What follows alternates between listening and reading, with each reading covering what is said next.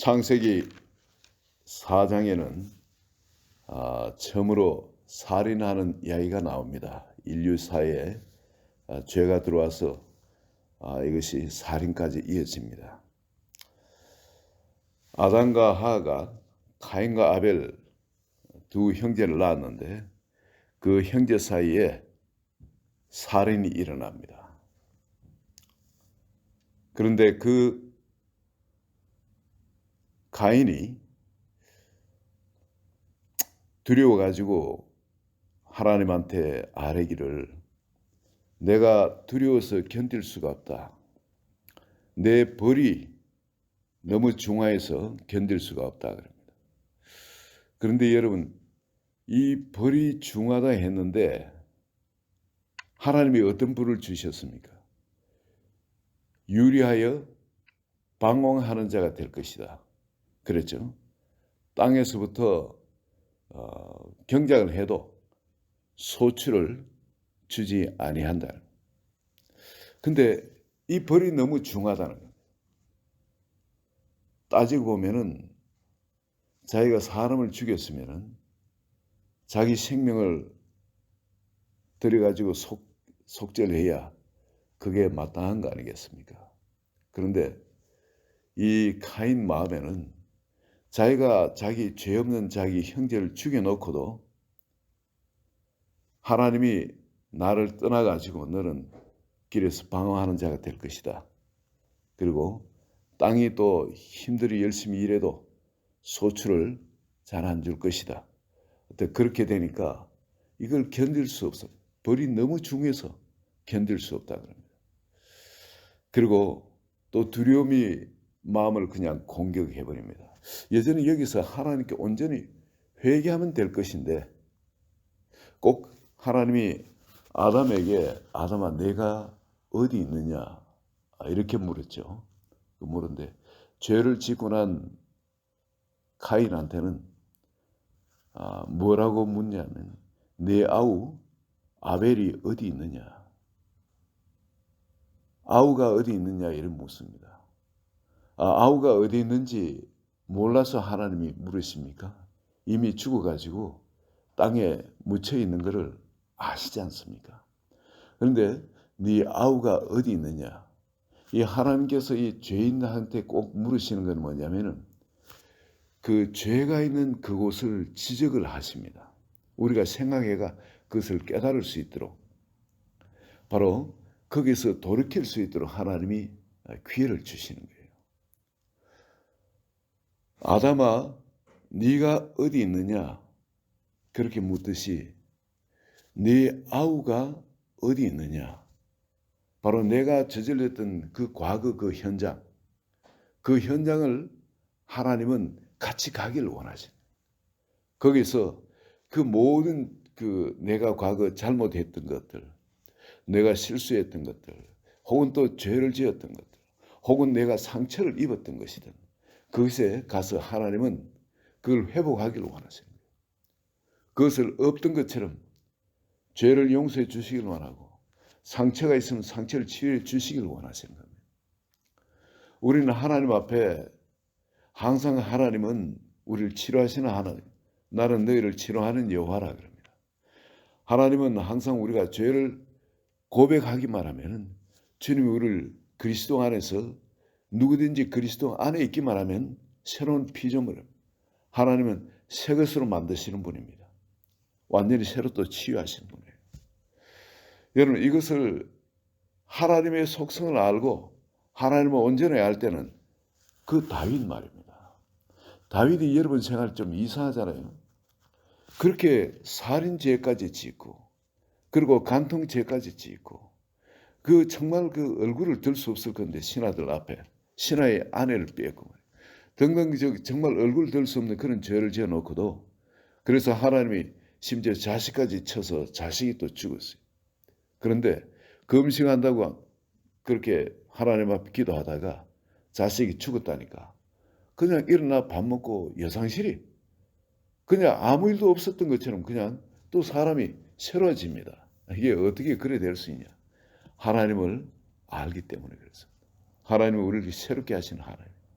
이전에 정말 내가 어떤 죄를 지었든 간에 그리스도 안에 있기만 하면은 하나님은 모든 걸 새롭게 하시는 분입니다.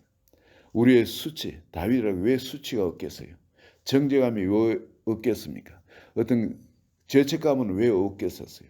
하나님이 용서해 주신다 할지라도 그것 때문에 신하들 앞에 얼굴을 들지 못할 것인데 그런 것이 없이 너무나 어떻게 보면 다윗은 뻔뻔하게 여상스럽게 그냥 나타나서 다시 모든 걸 행해 나갑니다. 이게 바로 이런 자리. 하나님은 진정 우리가 회개를 한다면은 이제는 그것은 정말 기억지도 아니하는 그 주님이 우리를 보시는 그 의의 자리, 그 자리를 우리를 주시길 원합니다. 완전한 치유를 주시길 원합니다. 하나님께서 이 하나님이 어떤 분인가 하는 건 바로 이렇게 완전한 회복을 주시기 위해서 우리의 죄의 상태, 마음의 상처의 상태를 아는데 그 자리에서 그것을 치유해 주시기 위해서 직접 너 이런 죄를 지었지 이렇게 정죄를 하시는 것이 아니라 우리 입에서 그런 고백이 나오기를 기다리시는 하나님. 그래서 치유해 주시기를 원하죠. 그리고 이 가인이 바로 그런 내 죄가 이 지기가 너무 무겁다. 주께서 오늘 이 지면에서 나를 쫓아내시온즉 내가 주의 낯을 배웁지 못하리니 내가 땅에서 피하며 유리하는 자가 될지라.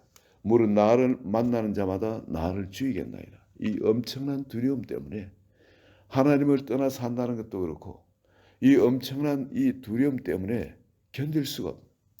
죽을 것 같은 이 두려움. 그랬을 때 하나님은 어떻게 이런 거 보면 하나님 너무 무르시다. 좀 단단히 좀 정죄해서 좀 때리질 않으시고 아니 가인한테 어찌 이러실 수 있냐. 15절에 여호와께서 그에게 이르시되 그렇지 아니하다. 가인을 죽인 자는 벌을 7배나 받으리라 하시고 가인에게 표를 주사 그를 만나는 모든 사람에게서 죽임을 면하게 하시니라. 아니 표를 줘가지고 이 가인을 만나는 사람이 가인을 죽이지 못하도록 어떤 면죄부처럼 그런 걸 또 주신 거예요. 하나님이 이러시면 되냐? 그죠? 왜 죄인한테 하나님 왜 이러시냐 이거죠. 여러분 이게 하나님입니다. 하나님은 우리가 하는 일이 형통하지 못한다고 그 일은 우리에게 말씀하세요. 우리가 죄를 지으면 우리 마음이 안정함이 없습니다. 뭘 해도 만족이 없습니다. 뭘 해도 행복이 없습니다. 계속 땅에서 방황하는 자가 될 것이라고 하나님 그렇게 약속을 하십니다. 그런데 여러분 여기서 또 하나 중요한 것은 뭐냐면 하나님 그렇지만 목숨은 손을 대지 못하게 하십니다. 왜 그랬습니까? 어느 누가 만나면 가인을 죽이지 못하게 그래 하십니다. 왜 가인은 죽음 마땅한 자인데 왜 그 가인을 죽이지 못하게 합니까? 차라리 가인이었고 나중에 아담이 새로운 자식을 낳은 셋을 통해서 이 거룩한 자손들이 계속 나오면은 그러면 그게 더 온전한 땅이 안 되겠냐 그래 싶은데 그렇지 않습니다. 가인에게도 표를 줘서 세상 끝날까지 가인이 죽는 날까지 하나님은 가인을 정죄해서 죽이거나 그러지 않으신다. 끝까지 돌아오기를 기다리시는 하나님. 어떤 죄를 지었든 간에 죄인이 죄 가운데 죽는 걸 하나님이 원하지 않으시는 겁니다. 죄를 회개하고 하나님께 돌아오기를 원하시는 겁니다. 그런데 그 아랫대에 보면 죄인이 내려가는 그 아랫대에 보면 말이죠. 어떤 이름들이 쭉 나오냐면 다른 건 몰라도 이름과 그 하는 일들이 나옵니다. 그 5대 자손 라멕이 나오는데 라멕은 아내를 둘을 맞이했다는 이건 센세이셔널한 그런 사건입니다. 아내는 한 명이에요. 그런데 아내를 2명을 맞이해가 같이 살고 있다는 거예요. 근데 그 아내의 이름은 아다요 또 하나의 이름은 실라였다. 전부 다 이것이 아름다움에 관한 미에 관한. 그러니 아내를 고를 때도 전부 다 그런 육신의 육신의 정욕, 안목의 정욕을 위해서 또 그런 이성의 자랑, 아내 많은 것도 자랑, 바로 그렇게 그걸 놓고 살았다는 거죠. 라멕은. 그리고 라멕은 사람을 죽였는데 이게 소년이었는데 젊은이입니다. 젊은이를 죽였는데 상처를 좀 받았더니 이 상처는 보면 죽을 만한 그런 상처는 아닌 걸로 이 원어의 그 상처의 깊이가 그런 것입니다. 그런데 이런 상처로 인해서 화가 나서 사람을 죽였다는 겁니다. 그렇지만 뭐라고 이야기합니까? 그의 고백으로. 실수로 그럴 수는 있어요. 죽일 수도. 싸우다 보면 뭐 그럴 수도 있는 거 아니겠습니까? 잘못 맞으면 그냥 때려도 주먹으로 싸워도 잘못하면 죽을 수도 있거든요. 겁소를 잘못 맞으면 죽는 수도 있는 겁니다. 그런데 여러분 이건 그냥 그것이 아니고 일부러 죽인 겁니다. 일부러 죽인 거고 이 범죄한 이것이 가인은 죄를 지어놓고 죄를 견딜 수 없어 하는 그런 것을 있었습니다. 오히려. 근데 5대 손에 내려가서는 어떠냐면 가인을 위해서 벌이 7배일진데 라멕을 위해서는 벌이 77배일지라. 나는 잘못한 것이 절대 없다는 거예요. 그럼 난 다치게 했으니까 내가 그럼 죽였는데 아니 가인은 아벨이 싸우거나 뭐 상처를 주거나 그런 것도 없었지 않냐 이겁니다. 그런데 하나님부터 면접을 받았는데 나는 상처를 받았어. 그래서 내가 죽였는데 그 나한테 뭐 이렇게 따지고 하는 그런 사람 벌을 77배나 더 받을 것이다. 자기 합리화가 얼마나 견고하게 철옹성처럼 갇혀져 있는지 우리는 보게 됩니다. 이게 사회, 이 지금 5대 손 내려가니까 그 족장되는 이 라멕이 가지고 있는 사고방식이 이런 사고방식이 되죠. 그럼 이 밑에는 뭐 여러분 볼 것도 없죠. 그리고 이 문명을 여기서 하는 일을 나타내는데 얼마나 이 하나님과의 관계에 있냐 이거는 깨끗하게 없어져. 오직 20절에 보면은 아다는 야발을 낳았으니 그는 장막의 거점에 가축을 치는 자의 조상이 되었다. 아마 농사를 지으려고 하니 농사 소출이 안 나오니까 목축을 했는지 모릅니다. 목축하는 자의 조상이 되었고 그리고 그 아우의 이름은 유발이니 그는 수금과 퉁소를 잡는 모든 자의 조상이 되었다. 음악은 하는 사람이고 또 하나는 실라는 두발 가인을 낳았으니 그는 구리와 쇠로 여러 가지 기구를 만드는 자요 두발 가인의 누이는 나아마였더라. 나아마의 이름은 쾌락, 즐거움. 이 자식을 이런 이름을 둘 수 있습니까? 그 아랫대에 들어가요. 라멕의 그 아랫대에 들어가요. 더 이제 완전 사람이 그냥 완전 타락해도 이렇게 타락해버려요. 이 딸을 낳았는데 딸 이름을 그 이름을 넣었어요. 그리고 그가 하는 일은 공업을 발달해요. 쇠와 구리 이런 것을 여러 가지 기구들을 만들고 여러분 기계 공업을 발달시키고 여러분 오늘날 가만히 보시면 이 문명 현대 문명이라는 것은 어떻게 보면 이 가인으로부터 내려온 그런 죄인의 문명이 될 수 있습니다. 여기에 그 다음에 5장에 보면은 이런 문명에 대해서는 얼마나 과학이 발달하고 어떤 이런 게 대해서는 얼마나 예술을 잘하고 어떤 얼마나 세상에 출세하고 이런 이야기는 전혀 없습니다. 하나님과 동의하느냐 바로 그 이야기. 예배를 드리냐 동의하느냐 등 그런 이야기. 여기서 우리가 깨달아야 할 것은 뭐냐면은 하나님을 떠난 그 모든 것은 죄 가운데 빠지고 멸망받을 수밖에 없다는 겁니다. 이 창세기 4장을 통해서 우리가 깨닫는 것은 여러분 죽었던 그 아벨도 예배를 드리다가 죽는 겁니다. 예배를 드리다가 5장에 나오는 그 문화도 바로 주님과 예배를 드리면서 동행하는 문화입니다. 하나님과 함께하는 그 문화입니다.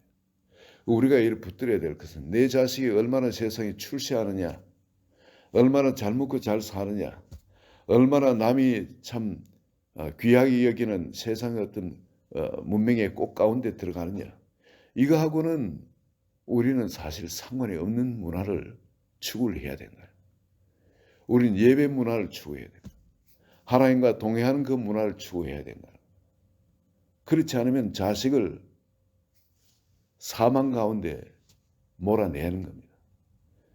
분명히 카인한테 하나님이 경고하신 말씀이 있습니다. 카인한테 경고하는데 카인이 그걸 못 지키니까 그 자손들까지 전부 타락 가운데 사망 가운데 들어간 걸 봅니다. 카인한테 경고하시는 것이 뭐냐면 죄의 소욕은 네게 있으나 너는 죄를 다스릴지니라. 이 죄의 소욕은 누구에나 다 있습니다.